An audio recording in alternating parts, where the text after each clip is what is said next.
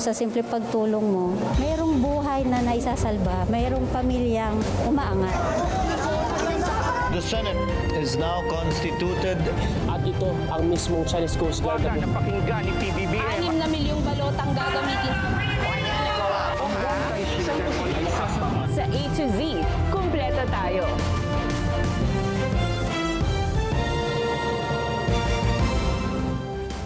Luzon, Visayas, Mindanao at buong mundo. Ngayon ay Miyerkules, December 17, 2025. Ako si Barbie Mulak at ito ang balitang A to Z. Thank you for the lecture, Senator Loren. I'm not lecturing. Senator Loren Legarda uminit ang ulo sa BICAM deliberations. Ilang crucial projects ng Department of Transportation hindi isinama sa 2026 budget.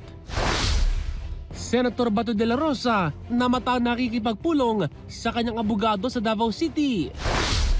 Publiko pinag-iingat sa mga naglipa ng miyembro ng salisigang sa mga pamilihan ngayong Kapaskuhan. Sa palakasan, Philippine Team Sibol wagi ng ika-4 na championship sa Mobile Legends Bang Bang event sa SEA Games. Sa balitang showbiz, Backstreet Boys nag-reunion.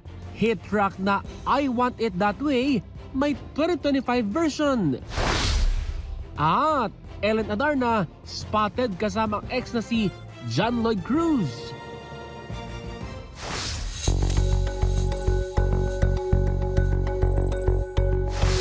Magandang gabi, pambungad sa ating newscast.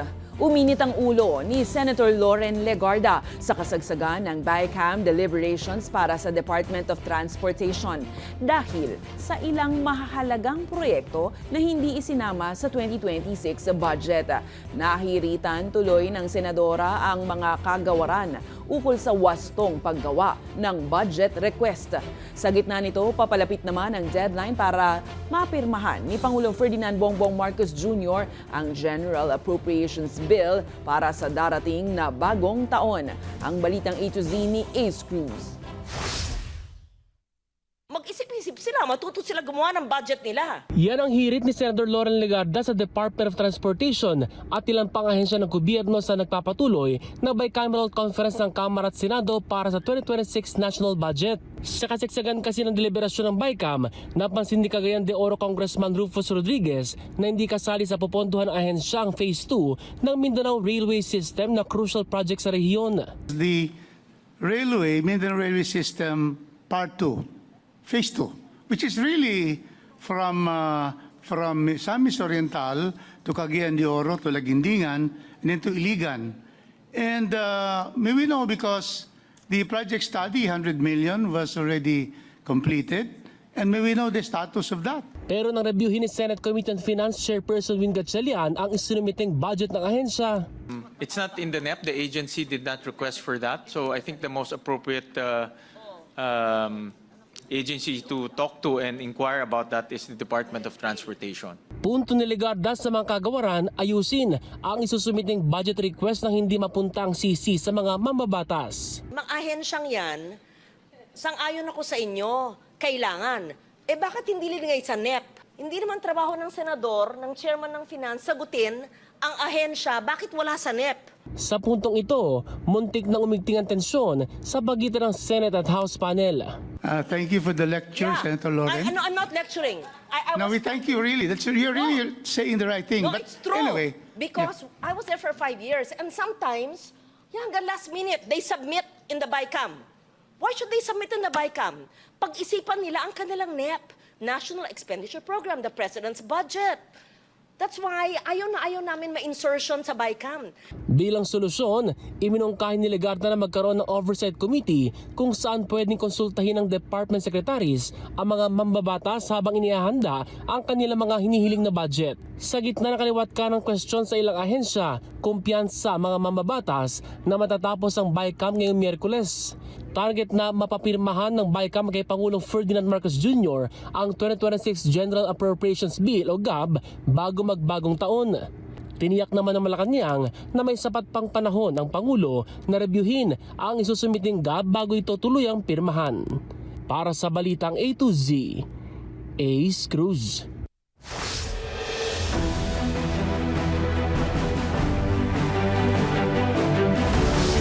Personal na namahagi ng libreng pagkain at mga regalo si Pangulong Bongbong Marcos Jr. sa mga walk-in clients ng Food Bank ng Department of Social Welfare and Development. Yan ay yung Walang Gutom Kitchen sa Pasay City, kasabay ng paggunita ng unang anibersaryo ng operasyon nito.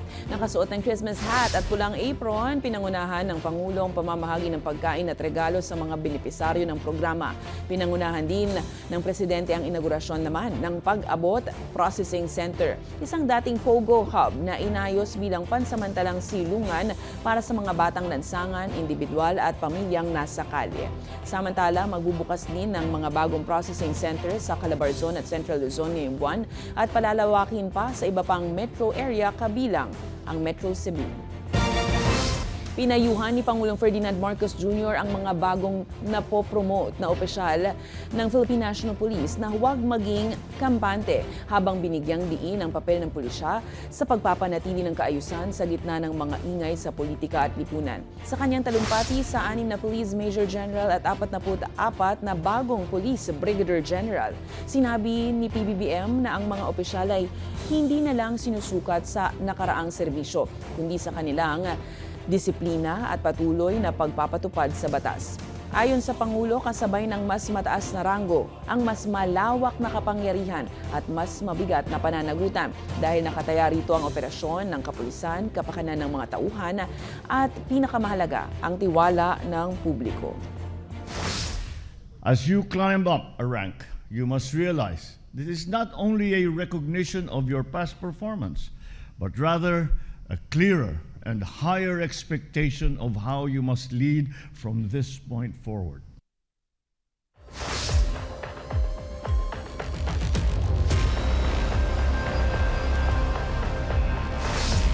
Sandaling lumantad si Senator Ronald Bato de la Rosa matapos makitang nakipagpulong sa kanyang abogado sa Davao City. Naspata na ang senador, nakausap ang abogadong si Israelito Torion sa loob ng isang shopping mall.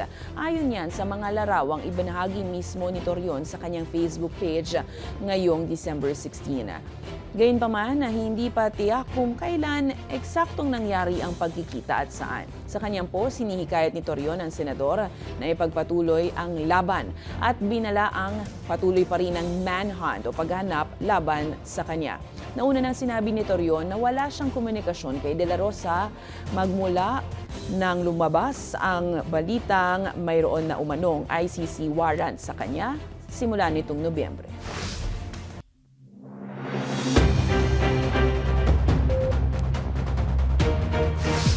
Good news mga ka-A to Z, opisyal nang inilunsad ng Department of Transportation ang cashless payment system sa EDSA Busway o EDSA Carousel.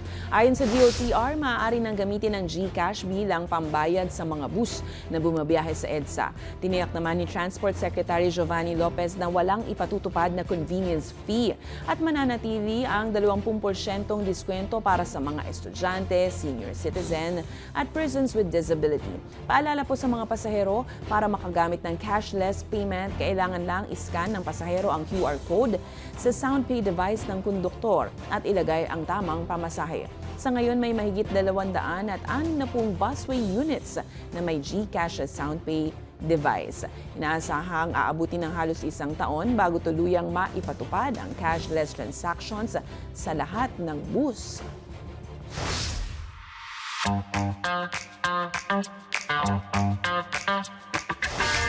Usap-usapan ngayon sa Japan ang isang hindi karaniwang kasal.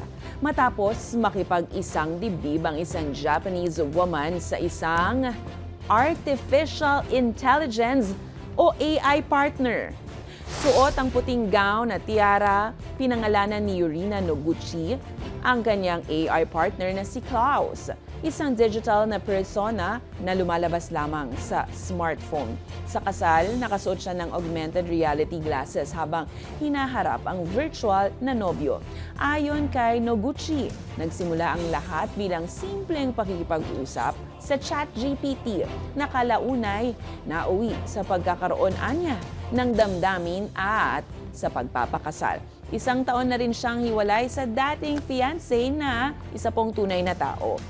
Bagamat hindi kinilala ng batas ang ganitong uri ng kasal sa Japan, ipinapakita ng mga pag-aaral ang dumadaming Japanese na mas komportableng makipag-ugnayan sa AI kaysa sa tao.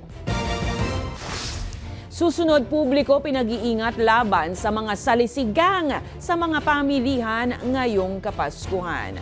Police visibility pinaigting na ng QCPD. At Philippine esports team na Sibol nilampaso ang Malaysia sa Mobile Legends Gold Match sa SEA Games. Abangan ang kumpletong ulat sa pagbabalik ng Balitang A to Z.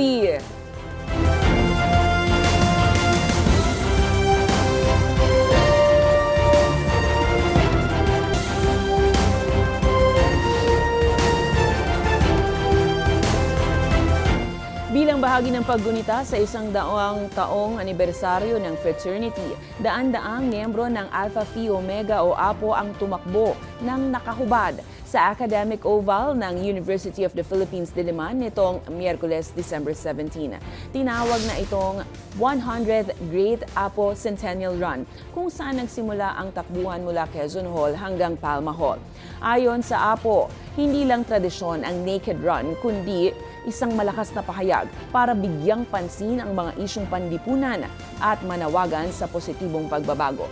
Kabilang sa binigyang diin ng APO ang panawagan na wakasan ang korupsyon, pananagutan at transparency at tunay na reforma sa pamahalaan.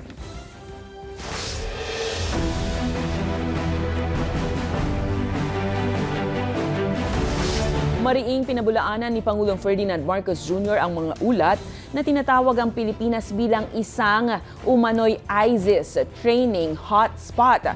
Kaugnayan ng mga suspects sa Bondi Beach shooting sa Australia na umano'y nagtungo muna sa bansa. Ayon kay Communications Undersecretary Attorney Claire Castro, hindi pa kumpirmado ang impormasyon na ang mga nasasangkot sa insidente ay sumailalim sa anumang terror training sa Pilipinas. Dagdag ni Castro, patuloy ang verifikasyon ng mga otoridad pero sa ngayon, walang ebidensyang nagpapatunay na ginagamit ang bansa bilang sentro ng pagsasanay ng mga terorista. Binigyang diin rin niya na mula ng Marawi siege ay humina na ang mga ISIS-affiliated groups sa Pilipinas dahil sa pinalakas na operasyon ng law enforcement. Of course, the President strongly rejects the sweeping statement and the misleading characterization of the Philippines as the ISIS training hotspot. The President orders the Anti-Terrorism Council and member agencies to remain vigilant in preventing any terrorist activity within Philippine territory.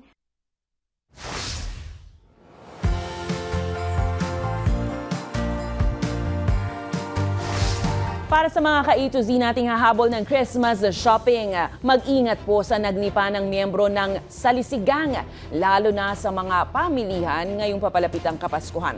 Nakunan po sa video ang mismong pananamantala ng isang grupo sa kahabaan ng MRT Buendia Station kamakailan. Nagbabala naman ang pulisya sa modus ng salisigang at kung paano makakaiwas rito. Ang Balitang A to Z Special Report ni Kim Salinas. Kuha sa video ng isang netizen ang lantarang pananalisi ng isang grupo ng mga kabataan sa katirikan ng araw noong Lunes sa kahabaan ng MRT Buendia Station. Mukhang naglalakad at nag-aabang lamang sa kalye ang mga sospek, pero may binabantayan na palang bibiktimahin. Mabilis na binuksan ng bag ng biktima habang may kasabwat na dumudukot ng gamit sa loob nito. Ang mga mamimili sa palengke at isang mall sa Quezon Avenue ay nag-iingat na sa mga ganitong modus. Marami po ako na-encounter na ganyan. Gaya po kahapon, namili po ako sa Divisoria. Sumasabay po sila sa pero mapagmatsyag dapat, niningalinga sa likod. Ayon sa Quezon City Police, nakapagtala na ng 9 na kaso ng theft at robbery sa unang linggo pa lamang ng Disyembre. Naaresto ang 3 babaeng sospek kamakailan. ganito ang karaniwang salisi modus. Tatlo silang mga babae. Meron dun yung isa kumakausap doon sa biktima, samantalang yung isa naman nasa likod at siya yung dudukot naman doon sa bag. Madalas na target nila yung mga medyo may edad na yung sa tingin nila ay hindi makakapanlaban. Dahil sa mga insidenteng ito, pinaigting na ang police visibility sa Quezon City. Nakatuon ang seguridad sa mga palengke, pasyalan at mga lugar na dinadagsa ng mga mamimili, office workers at mga estudyante. Lagi nating sinasabi kung pupunta or lalabas po tayo, iwasan nating magsuot ng mga mamahaling alahas, magdala ng malaking bulto ng pera sa ating mga bag. At kung may mga dala nga po na hindi maiwasan, sana ilagay po nila yung bag sa harapan para nakikita nila. Ayon sa QCPD, nakadeploy na ang 60% ng kanilang puwersa para sa police visibility at pagpapatrolya. Sabi nga ng otoridad, maging maingat at alerto sa kalsada. Baka ang nakakasabay mo na at nakakabangga sa paglalakad ay mananalisin na pala. Para sa Balitang A to Z, Kim Salinas. Itinuturing na ng Quezon City Police District bilang person of interest ang fiancé ng nawawalang bride-to-be na si Shera De Juan. Ayon sa Philippine National Police, dumaan na sa masinsinang 7 oras na interogasyon nitong Martes si Mark R.J. Reyes kasama ang kapatid ni De Juan bilang bahagi ng patuloy na investigasyon. Base sa ulat, magkasintahan ng halos isang dekada sina De Juan at Reyes. Ayon kay Reyes, hindi niya maunawaan kung bakit bigla na lang nawala ang kanyang dapat ay mapapangasawa sana matapos sabihing bibili lang ito ng sapatos sa isang kalapit na shopping mall. Tinututulan din ni Reyes ang mga haka-hakang kumakalat sa social media na umano'y tumakas si De Juan para iwasan ang kasal. Anya, desidido na raw si De Juan sa kanilang pagpapakasal at matagal na rin silang engaged. Git pa niya, hindi raw kayang gawin ni De Juan ang pagtakas at wala itong ibang pang kinakausap o ine-entertain na lalaki. Patuloy naman ang investigasyon ng pulisya sa pagkawala ni Shera De Juan.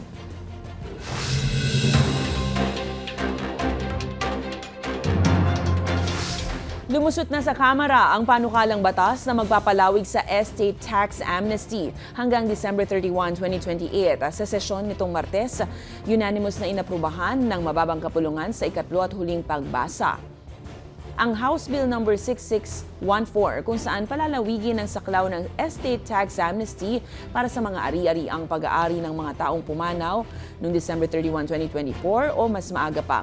Pinahihintulutan din ng panukala ang pagbabayad ng buwis ng hulugan sa loob ng 2 taon nang walang multa o interes. Basta't ang paunang bayad ay hindi bababa sa 25% ng kabuuang halaga. Samantala, ipinagpaliban ng LTFRB ang pagpapatupad ng surge pricing cap para sa mga ride-hailing service.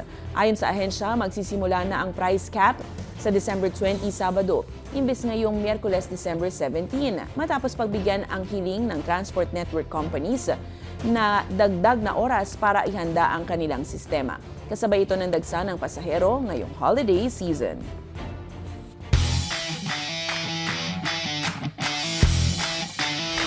Muling naghari ang Team Sibol sa esports matapos makuha ng men's team ang gold medal sa Mobile Legends Bang Bang event sa Southeast Asian Games.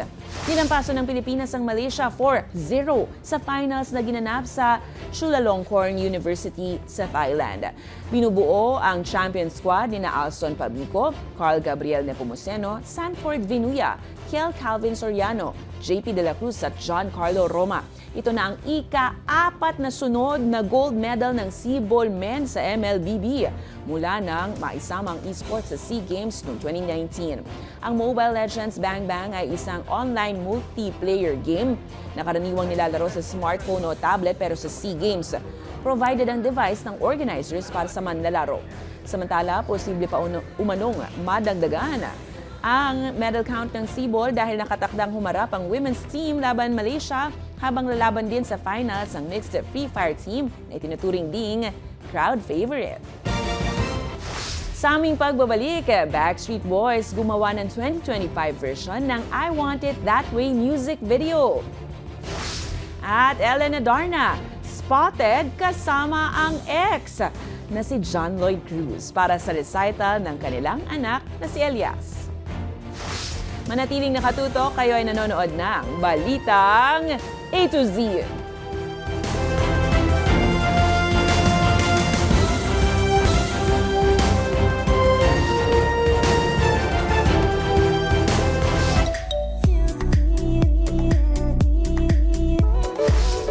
Nostalgia trip para sa mga batang 90s matapos mag-reunion ng pamosong boy band na Backstreet Boys sa Amerika at ang 90s gimmick cast naman dito sa Pinas. Samantala, Ellen Adarna spotted kasama ang ex. Ang detalye sa Balitang A to Z Showbiz ni Rod Garabot. Trip down memory lane talaga ang hatid ng 90s boy band na Backstreet Boys matapos maglabas ng 2025 version ng kanilang sikat na music video para sa kantang I Want It That Way. Tulad sa original 1999 video, may all-white look at may denim look ang 5 BSB members habang kumakanta sa airport at sa likod nila ang isang eroplano.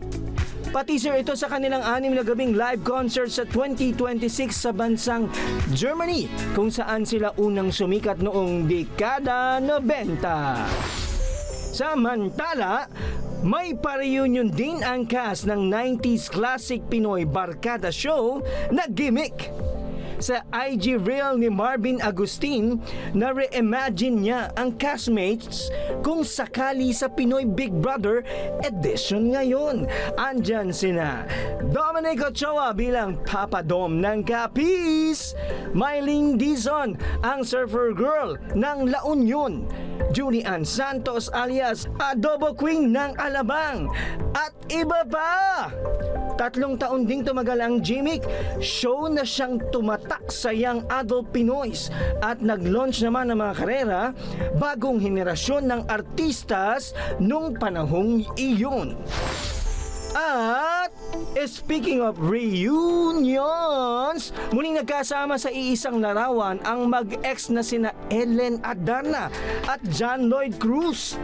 Yan ay para sa piano recital ng kanilang anak na si Elias.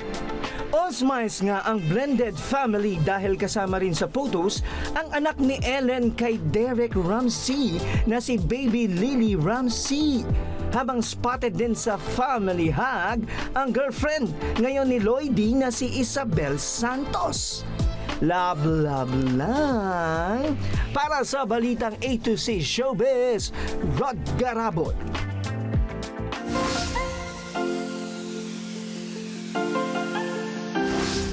Kung ang iba daw nag-uusap o busy sa paghihintay ng sweldo o kaya 30-month pay, ang mga bagong empleyado, ano naman kaya ang ginagawa? Panoorin. 1, 2, 3, 4, 5, 6, 7, 6, 5, 4, 3, 2, 1. Aray ko. Yung iba dyan, kunyari napilitan, pero gusto talaga. Kung kayo po ay may kwentong kakaiba, mga kwento ng pag-ibig o storya ng inspirasyon at pag-asa, maaari itong ibahagi. Sumali sa ating Facebook group na Balitang A to Z. Panoorin ang replay ng ating programa at sundan ang ating social media pages. Hanapin ang Balitang A to Z. Ang ating pabawang quote of the night ngayong Miyerkules ay mula sa Japanese video game designer at producer na si Shigeru Miyamoto. Ang sabi niya, hindi ang teknolohiya ang kaaway, kundi ang paraan ng paggamit nito ng tao. At yan po ang mga balita at impormasyon, mga kwentong may dalang inspirasyon na tinutukan ng Balitang A to Z. Totoo na po ito. Mabibilang na lang sa mga daliri dahil may 8 days na lang bago mag-Merry Christmas. Ako po si Barbie Mulak, maging maalam, makialam. Magandang gabi sa iyo, Pilipinas.